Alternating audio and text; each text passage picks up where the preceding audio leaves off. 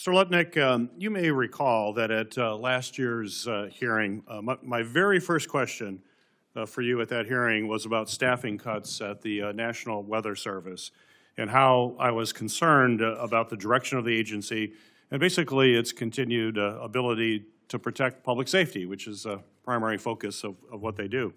So I'm frustrated that today that I have to ask you once again about the very same topic.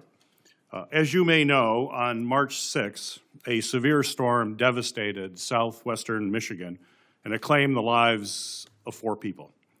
This fatal storm produced 4 separate tornadoes, one of which was the strongest tornado to hit Michigan in nearly 50 years. And yet, there was not even a tornado watch issued, that the conditions could lead to a tornado. We expect watches come about fairly often. No watch in this situation beforehand. But even more damning than the fact that there was not even a watch to alert citizens to be prepared and to have some situational awareness, the Weather Service failed to issue a tornado warning until a full 5 minutes after the first tornado touchdown. And by the time that the warning actually happened, it had already torn through a home in Niles, Michigan, and unfortunately, a 12-year-old boy was killed as a result of that tornado before the warning even went up. So this was a serious failure on the part of the Weather Service, but we must work together to make sure that it doesn't happen now. I think that's the least that we can do in the wake of this tragedy. So my first question to you is, in common, is I really want to get to the bottom of how this happened in the first place. In an attempt to do that, I reached out to the Weather Service, Director Graham, on March 13th, requesting in writing answers to a number of questions regarding the incident and hope that we could get that answer within 30 days. 30 days have come and gone. So my first question to you is, given that you oversee the Weather Service, will you work with me to get a written response to these questions as soon as possible? When there is loss of life, it is terrible, and there's no other way to say it. But I will not allow the National Weather Service to be politicized. There was a warning. Whoever told you there was not a warning has given you a bad fact. And there was, of course, a warning. We are at the National Weather Service 24/7. We do not have staffing issues. We are 24/7 across this great nation because the job of the National Weather Service is to protect the safety of America. Tornadoes are very, very difficult. They are horrible. They don't get much warning. It is very difficult.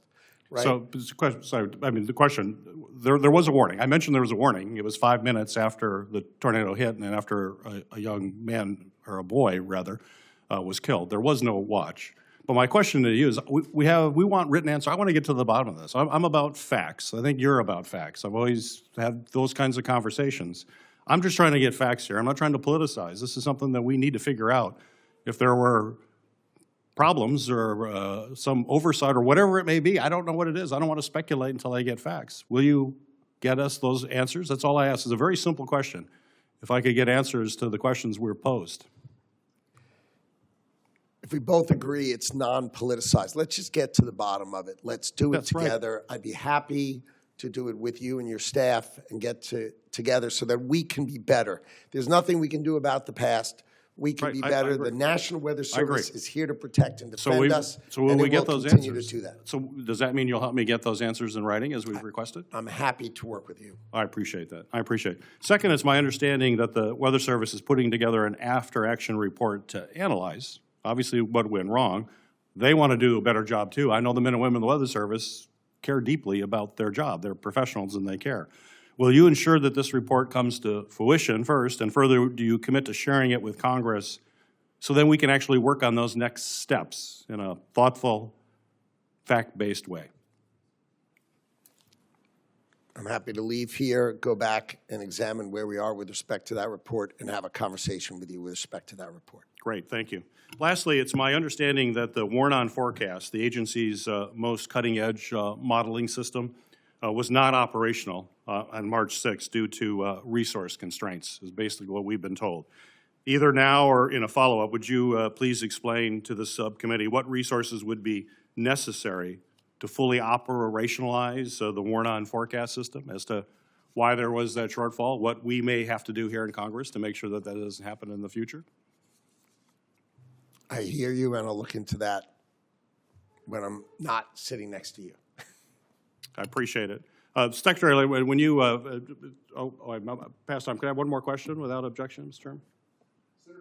Thank you, Mr. Chairman. When you testified in front of this committee in February, you committed to meet with me on changes in the Census Bureau that have made to the 2026 census test, which, as you know, is a key planning step to ensure we have an accurate census in 2030. Unfortunately, 2 months later, we still haven't sat down to discuss the test and preparations for that census. So just quickly, will you commit to meeting with me in the next 2 weeks, if possible, or as soon as possible, to talk about the census? I have a number of issues that I'm concerned about, and I would love to have that conversation with you, and we can work together to make sure that the 2030 census is carried off the way it should be. Sure. Thank you.